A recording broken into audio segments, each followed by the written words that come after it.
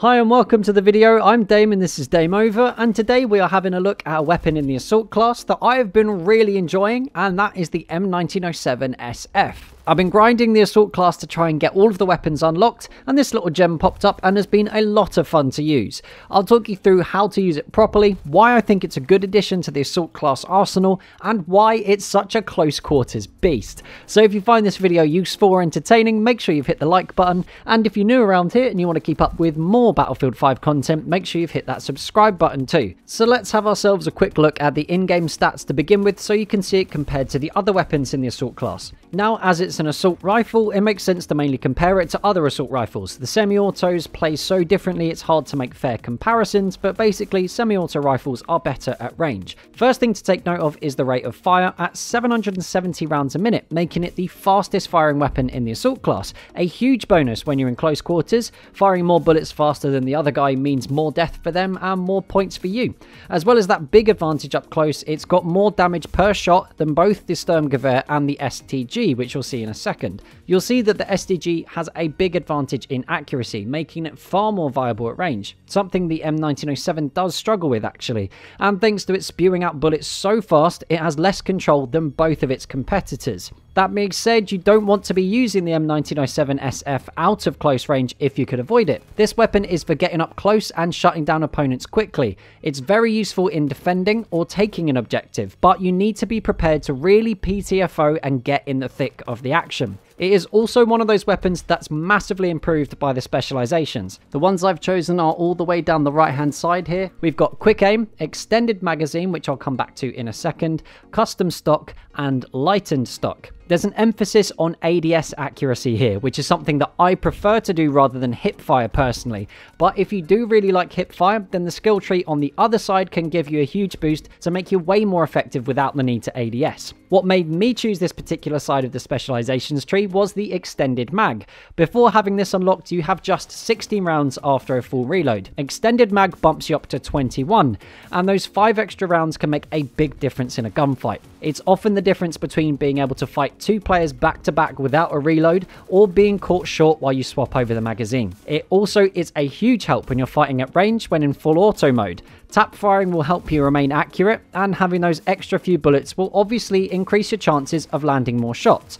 Although, if unlike me you actually remember while you're playing that the M1907 does have a single fire mode, you'll be able to compete in a similar fashion to the semi-auto rifles, albeit with less damage per shot.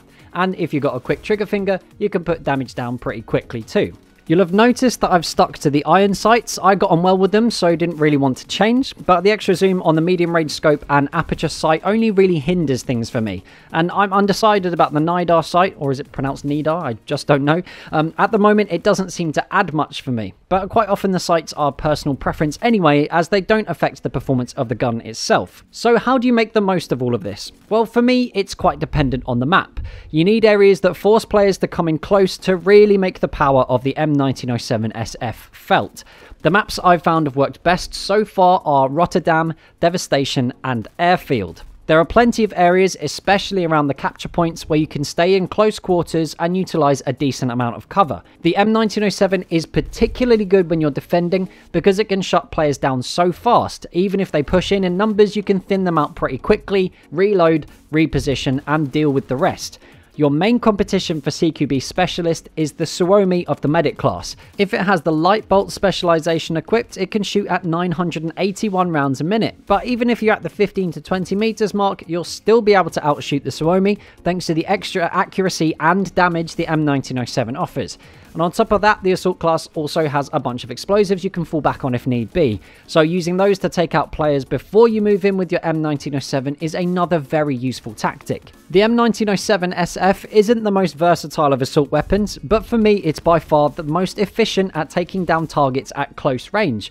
The extended mag means you can easily fight 2, sometimes 3 opponents before reload, and if you use your movement skills effectively, you'll very often have the upper hand in a close quarters fight. It feels pretty balanced overall because it struggles at range, but the trade-off is that it absolutely melts people up close. So for those of you that like the fast-paced run and gun style play, this weapon will be your friend. But that's just what I think. What do you guys think of the M1907 SF? Have you got another weapon that's your favourite in CQB? Make sure you jump in the comments and you let me know what you think. And here's a quick thank you to my Dame operatives, those of you guys who are helping to support the channel through Patreon. It's because of you guys I'm able to make content as often as I do, and hopefully in the near future with a bit more support I'll be able to start doing this full time. So if you want to become a patron yourself, there's a link in the description and the pinned comment. It will take you straight to the Patreon page where if you'd like to, you can help support the channel from as little as $1 a month. So if you had a good time, make sure you've hit that like button. If you're new around here, hit the subscribe button too. Don't forget the bell button for notifications so you don't miss any future posts.